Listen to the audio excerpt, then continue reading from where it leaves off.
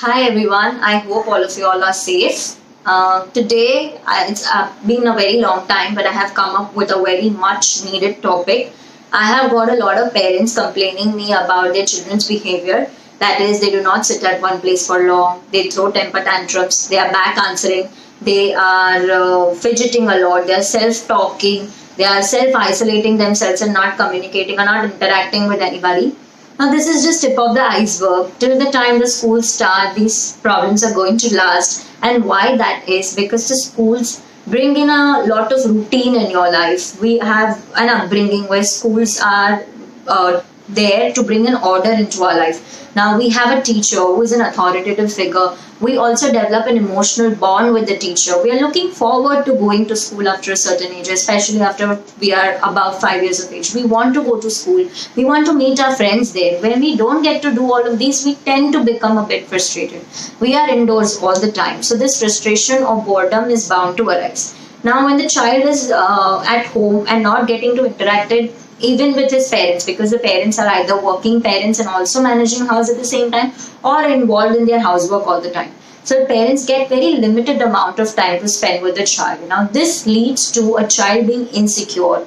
The child will seek for comfort, and the most easiest option available for the child to seek comfort are gadgets. It's internet, it's games on the phone or on the laptop and ipad.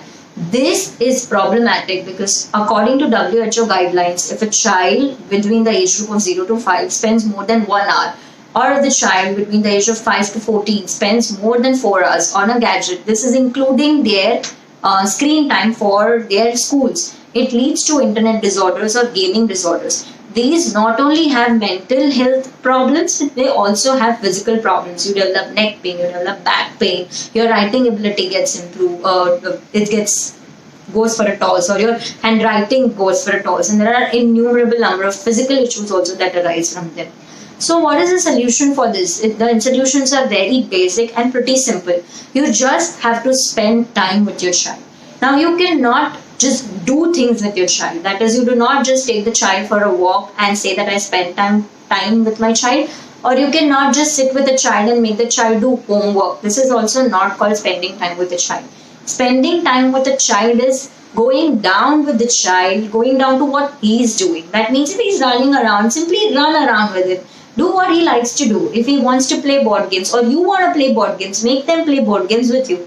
Tell them stories, make them involved in a lot of storytelling. It may be difficult in the beginning, but if the child is seeing that you're taking efforts and creatively taking efforts, you can also do creative arts and crafts with the child. So if you're taking efforts, doing what the child loves to do apart from being on the phone, the child will get connected to you and will start even listening to you. So if you have that complaint that the child is not listening to me, probably not listening to you because the child feels disconnected with you at this given point.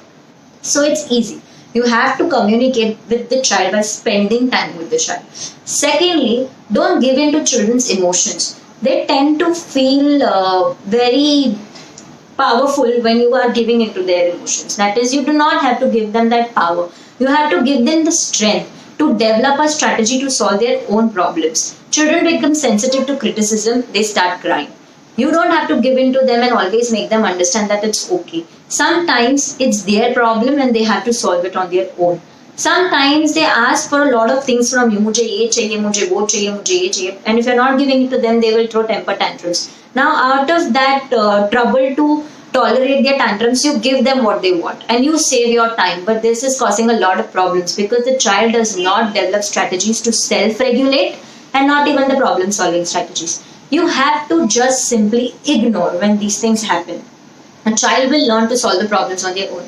Again, when they are in the school or when they are away from you, there are problems that arise, obviously. They develop these problem-solving strategies when they are away from you. Why this is not happening right now? Because it is obvious. The children is around, the child is around you. So simply ignore them.